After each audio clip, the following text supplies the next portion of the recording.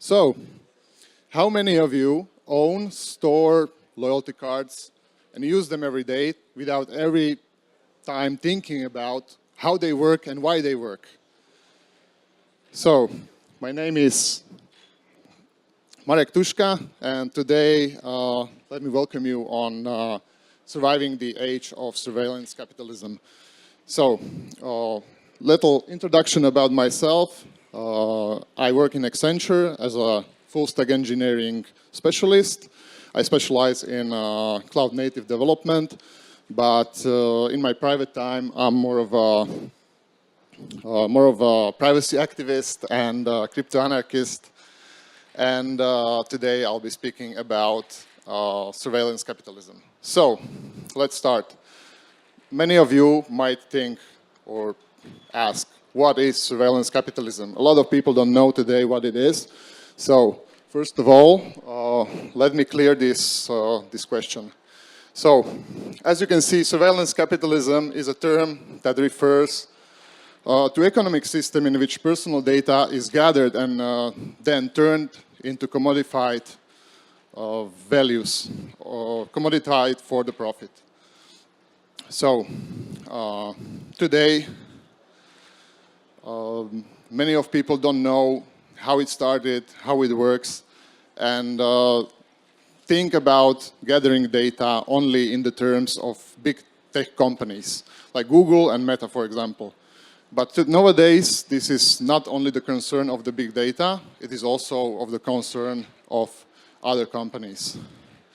So, not just big tech, as I said a few seconds ago. Yeah. Today, surveillance capitalism already went through a lot. It started a long time ago. It was not defined that long ago. First of all, it was defined by the Harvard professor on the Harvard School of Business, Shoshana Zuboff.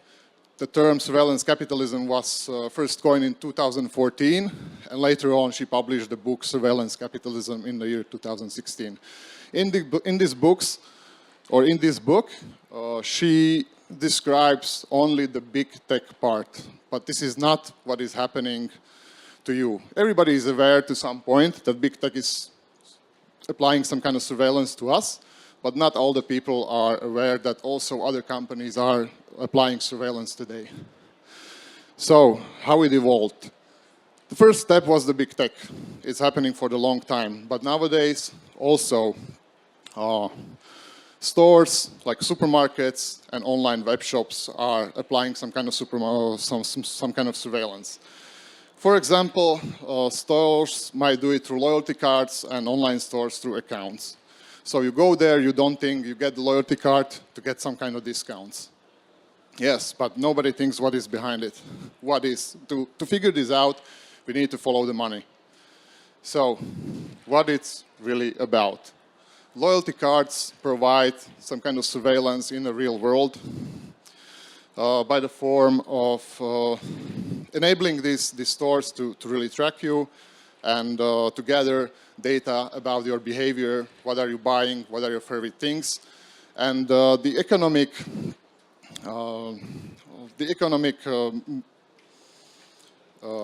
sorry, yeah. So for them, it's about selling you more and making other streams of content or streams of income. So, yeah. So they will try to gather as much data as possible. They will try to lure you back into stores through credits, through coupons, and through discounts. For them, it's about establishing a healthy user base. They want you because the users of these stores, as we know, the human resources are the most limited in the world. So there's a constant fight for the users by the store. So it starts usually very suddenly by subtle marketing, discounts, coupons, but later on might evolve into something more aggressive, like forcing you to be compliant with the store by displaying multiple price tags and trying to get you compliant with the store's policies so you would not get discriminated by the price. Yeah. So let's continue, or on a topic that is more subtle and invisible today, but is even more dangerous than the loyalty cards in the stores. So that is algorithmic discrimination, and yeah, that is a pretty serious term. And maybe let's rewind a bit and talk about the stores and online stores, that what is happening there. So the first step, as I said, is marketing and establishing a healthy user base. As I said, they will market you, try to lure you back, and sell you more stuff. But that's now very dense, because for them, for stores, or for everybody who has resources or opportunity to do this, they will try to make multiple streams of income, right? It would be not logical, if you have the opportunity to create multiple streams of income in today's world, to miss on this opportunity. So first of all, they start by establishing the user base.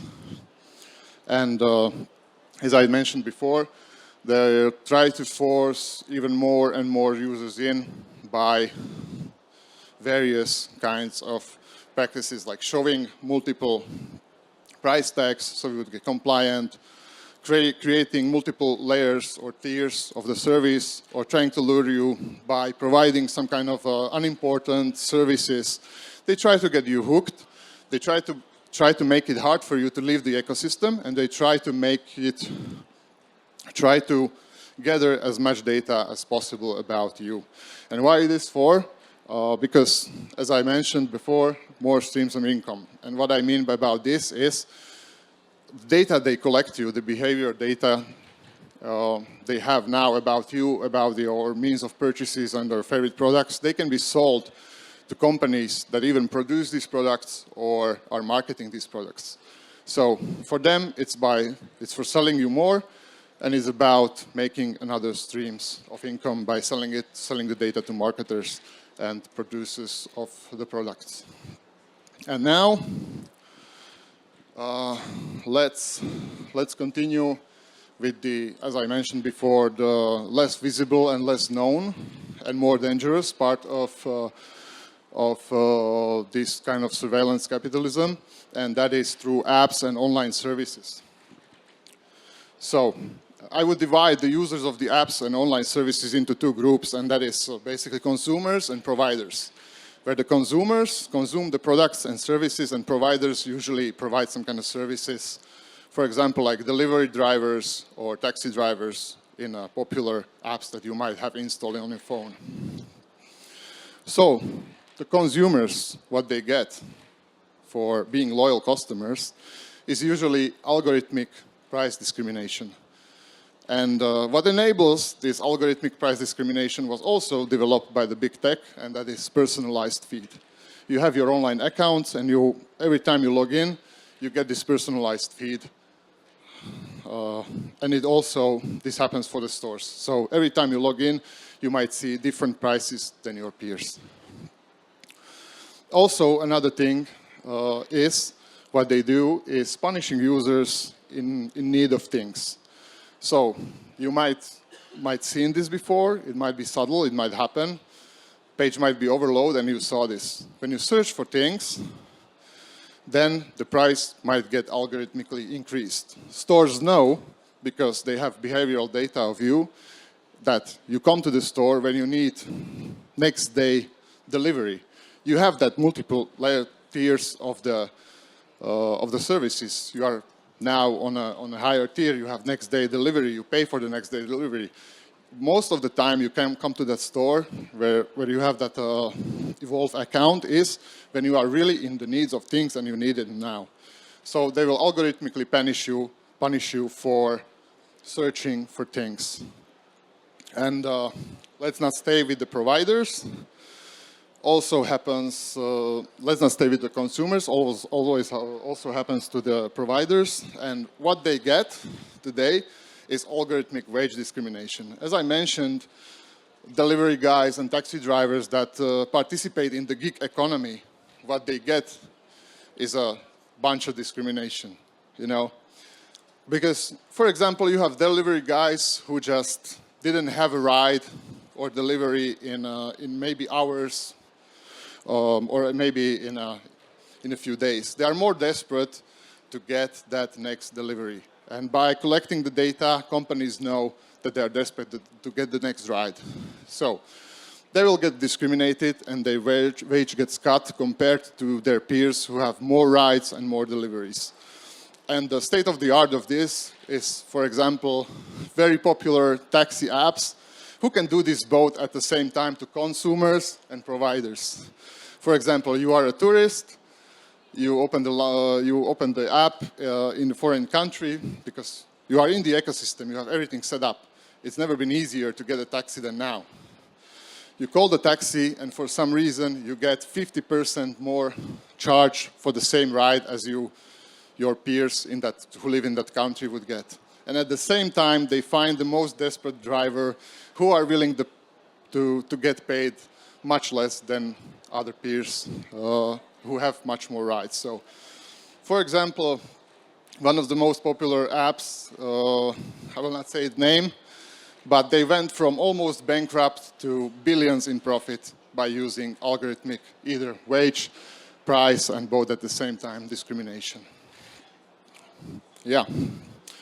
So, what is the solution to this problem? Do you have an idea? Because I don't. Yeah. We don't know any solutions to this problem. That is something for us to think about in the future. This topic is relatively unknown, unseen, invisible, and unregulated in the world. So everybody is able to collect as much data as possible. Nobody regulates it. Nobody says anything about how this data should be used.